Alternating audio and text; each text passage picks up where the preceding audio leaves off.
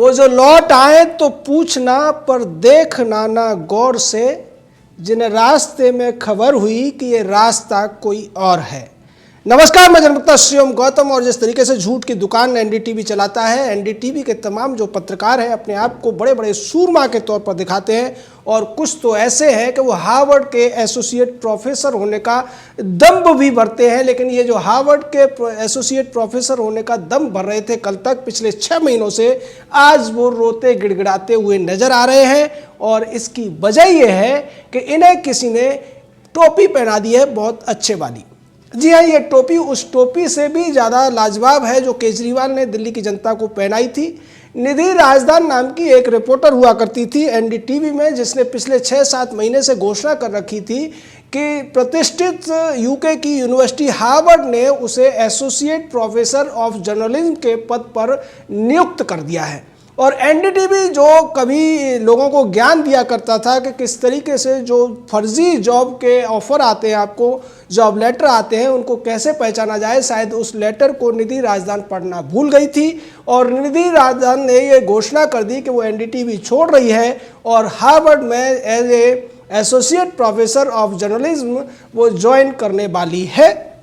इसके दौरान बीच में जब लोग उससे बात किया करते थे तो वो उन लोगों को ये झांसा भी देती थी कि वो घर पर रहकर ही हार्वर्ड में पढ़ाने का काम भी कर रही है। लेकिन अब जो हार्वर्ड के इस पूरे के पूरे ड्रामे के ऊपर निधि राजदान का एक पत्र सामने आया है, उससे तो ऐसा लगता है कि न केवल निधि राजदान को किसी ने टोपी पहनाई, बल्कि निधि राजदान पिछले 6-7 महीनों से पूरे देश को टोपी पहनाती रही। और उस टोपी को पहनाने में उसकी मदद कर रहा था उसका जो पेरेंट चैनल था एनडीटीवी, और वहाँ के प्रपंचकारी पत्रकार रवीश कुमार टाइप के, बरखा दत्त टाइप के, या जो दूसरे लोग वर्तमान में वहाँ पत्रकार बने हुए हैं, वो सब उसके इसी एजेंडा को बता रहे थे। और जब भी कभी डिबेट होती थी तो निधि राजदान को वहाँ पर एसोसिएट प्रोफेसर हार्वर्ड यूनिवर्सिटी करके ही पेश किया जाता था, जिससे लोगों को लगे कि निधि राजदान की बातों में वजन है। वजन तो हालांकि उनकी बातों में नहीं होता है, लेकिन ज्यादा वजन पैदा करने के लिए यह सारा ड्रामा रचा गया था।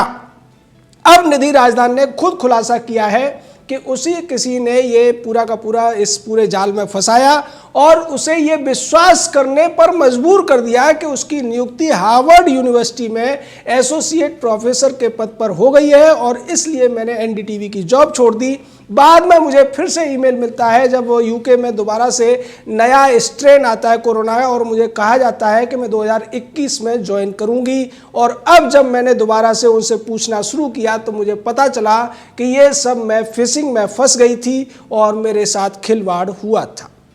आपको याद होगा कि ये वही निधि राजदान है जिसने एक बार एक प्रोग्राम के दौरान संबित पात्रा, जो बीजेपी के प्रवक्ता हुआ करते थे उस समय, उनसे कह दिया था कि आप हमारा प्रोग्राम छोड़कर जा सकते हैं। लेकिन इस पूरे के पूरे एपिसोड को, उस पूरे के पूरे सीन को पूरे देश में ये कहकर पेश किया गया कि निधि राजदान ने संबित पात्रा को अपने प्रोग्राम से बाहर निकाला, जबकि पूरी कहानी ये थी कि संबित पात्रा ने एनडीटीवी पर यह आरोप लगाया था कि एनडीटीवी एक एजेंडा के तहत खबरें दिखाता है और झूठ परोसता है। इसको निधि ने संबित पात्रा को रोका था और ये कहा था कि आप हम पर ऐसा झूठा आरोप क्यों लगा सकते हैं। तो संबित पात्रा ने स्पष्ट किया था कि ये झूठा आरोप नहीं है, सही आरोप है, और मैं ये बार बार कहता रहूँगा। इसके बाद निधि ने यह कहा था कि आप हमारा प्रोग्राम छोड़ सकते हैं और आप एनडीटीवी ना आए। इसको लेकर संबित ने कहा कि नहीं, मैं तुम्हारा सच बोलने के लिए तुम्हारे उसमें रहूंगा, और मैं तुम्हारे प्रोग्राम में नहीं आया हूं, बल्कि तुम्हारा कैमरामैन और तुम्हारा रिपोर्टर मेरे ऑफिस में आया है। लेकिन इस पूरे एपिसोड को ऐसे पेश किया गया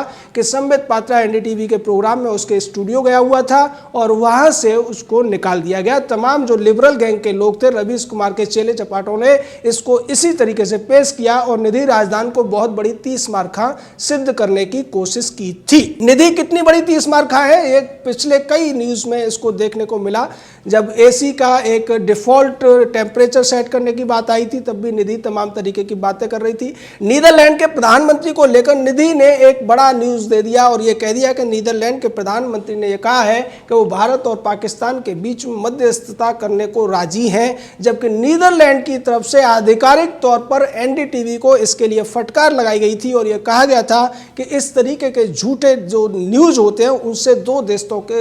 देशों के रिश्ते भी खराब हो सकते हैं। इसी तरीके की बातें निधि पिछले दिनों में करती रही है, लेकिन सवाल अब ये उठता है कि जो एनडीटीवी अपने आप को बहुत ज़्यादा अलग दिखाने का एक ड्रामा करता है, जबकि सबको पता है कि वो वामपंथी चैनल है, वामपंथी जो नेता है, चाहे प्रकाश करात हो, वृंदा करात हो, उनके बीच में क्या रिश्ते हैं ये सबको पता है। राधिका राय और प्रणव राय, वृंदा करात और प्रकाश करात के कौन लगते हैं सबको पता है। एनडीटीवी के जो पुराने कारनामे हैं, चाहे मनी लॉन्ड्रिंग का मामला हो, शेयर में घोटाले का मामला हो, इनसाइडर ट्रेडिंग का मामला हो, उनको लेकर प्रणव राय के ऊपर अब तक करीब 70 करोड़ रुपए का जुर्माना लग चुका है। लेकिन क्या करें, एनडीटीवी के जो नौकरी पेशा लोग हैं वो अपने आप को ईमानदार और सबसे अलग दिखाने की होड़ में कई बार इतनी गलतियां कर जाते हैं, जो गलतियों का अब एक पूरा का पूरा पिटारा निधि राजदान के इस एपिसोड से खुल गया है। क्योंकि न तो केवल निधि राजदान ने 7 महीने तक लोगों को यह झांसा दिया कि वो एसोसिएट प्रोफेसर है हार्वर्ड यूनिवर्सिटी में, बल्कि एनडीटीवी भी उसको एक विशिष्ट पैनलिस्ट के तौर पर दिखाता रहा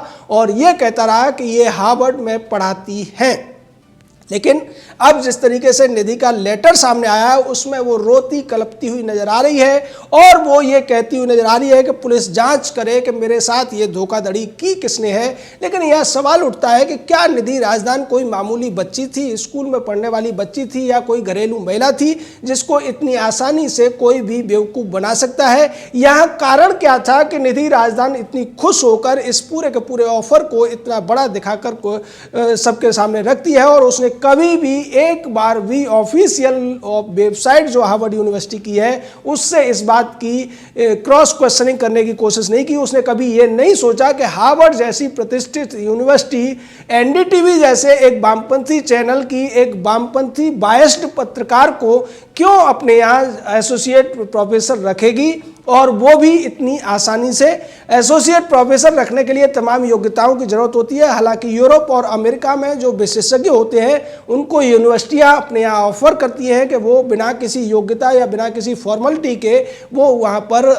प्रोफेसर हो सकते हैं। एसोसिएट प्रोफेसर से लेकर विजिटिंग प्रोफेसर तो होते हैं, एसोसिएट प्रोफेसर से लेकर विजिटिंग प्रोफेसर रीडर तक कोई भी पद वो दे सकते हैं। जैसा कि सर्वपल्ली राधाकृष्णन जो भारत के राष्ट्रपति हुए थे दूसरे और पहले उपराष्ट्रपति थे, उनको कई यूनिवर्सिटी अपने यहाँ बुलाती थी पढ़ाने के लिए। लेकिन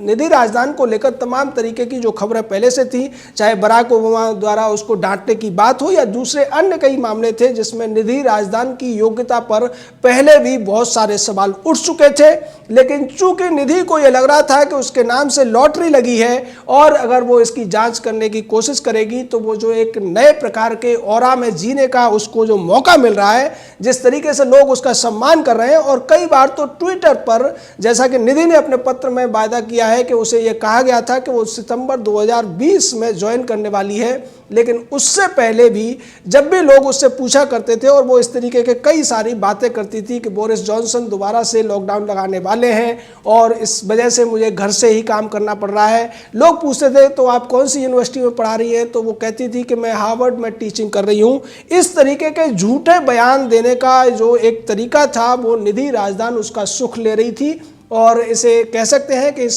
सुख में उसके साथ कई अन्य लोग भी थे जो इस सुख का अनुभव कर रहे थे, जैसे एनडीटीवी के तमाम पत्रकार। उन्हें भी लगता था कि उनके बीच में पत्रकारिता करने वाली निधि राजदान, अपना एजेंडा चलाने वाली निधि राजदान, उनकी तरह झूठ परोसने वाली निधि राजदान अब हार्वर्ड यूनिवर्सिटी में प्रोफेसर बनकर जा रही है। लेकिन इस सब झूठ का पर्दाफाश खुद निधि राजदान ने जिस तरीके से किया है उसके बाद तो ऐसा लगता है कि एनडीटीवी पूरे तरीके से झूठ का एक पूरा फैक्ट्री बना हुआ है। वहाँ पर झूठ बोला जाता है, झूठ परोसा जाता है और झूठ ही सिखाया जाता है। क्योंकि एनडीटीवी ने जो एक बार एक आर्टिकल लिखा था कि कैसे आप झूठे जॉब ऑफर को पहचानें, अगर उसमें सच्चाई रही होती तो शायद एनडीटीवी की ये इतनी बड़ी सूरमा पत्रकार निधि राजदान इस तरीके से धोखे का शिकार नहीं होती। लेकिन यहाँ पर निधि को ये लग रहा था कि उससे बड़ी पत्रकार पूरे देश में कोई नहीं है। बरखा दस्त भी एनडीटीवी में काम कर चुकी है। और हालांकि कहा जाए तो तेज तर्रारी के मामले में वो निधि से काफ़ी आगे थी। उसने भी ये नहीं सोचा कि ये ऑफर तो बरखा को आना चाहिए था, क्योंकि बरखा तो आजकल बेरोजगार भी चल रही है। कपिल सिब्बल ने भी उसको धोखा दे दिया, अपना चैनल बनाया उन 2019 के चुनावों के समय, और उस चैनल के तमाम लोगों को बरखा दत्त को मिलाकर किसी को भी सैलरी नहीं दी और उनको सड़कों पर ला दिया। बेरोजगारी के मामले में बरखा दत्त थी, तो फिर निधि राजदान को ये ऑफर क्यों आया, लेकिन निधि इसको नहीं समझ पाई। अब निधि ये कह रही है कि उसके साथ ये जो धोखा करने वाले लोग हैं ये बड़ी साजिश है, मुझे बदनाम करने के लिए ऐसा किया गया। लेकिन वो ये क्यों भूल गई कि वो पिछले 7 महीने से 8 महीने से खुद को एसोसिएट प्रोफेसर दिखाकर जो दावा कर रही थी वो भारतीय कानून के तहत, आईपीसी के तहत एक दंडनीय अपराध है। जब कोई व्यक्ति जिस पद पर नहीं होता है, जिस पद का हकदार नहीं होता है, उस पद पर खुद को दिखाने की कोशिश करता है या उस पद पर खुद को बताकर वो कुछ फायदा उठाता है, निश्चित तौर पर ये मिसरिप्रेजेंटेशन ऑफ फैक्ट्स है। और इसके आधार पर जो लाभ कमाया है निधि राजदान ने,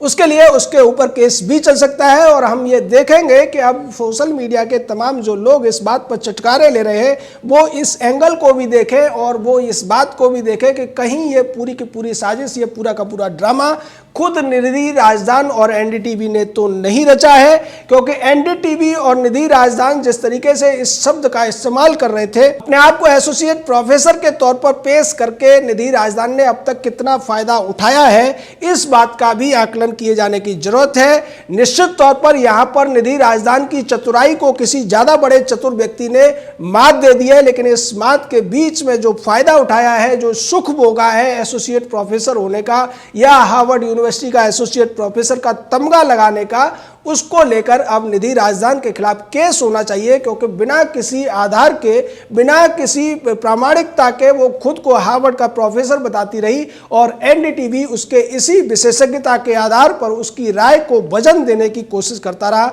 निश्चित तौर पर एनडीटीवी जो है, उसके मालिक जो है, वो सब के सब एक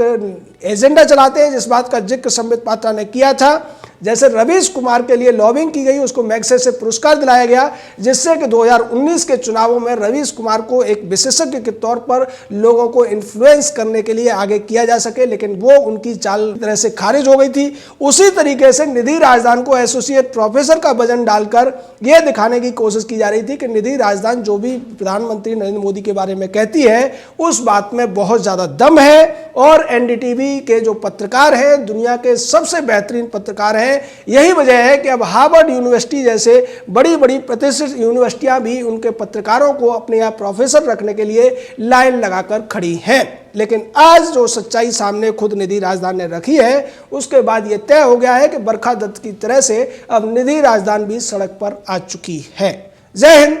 जय भारत।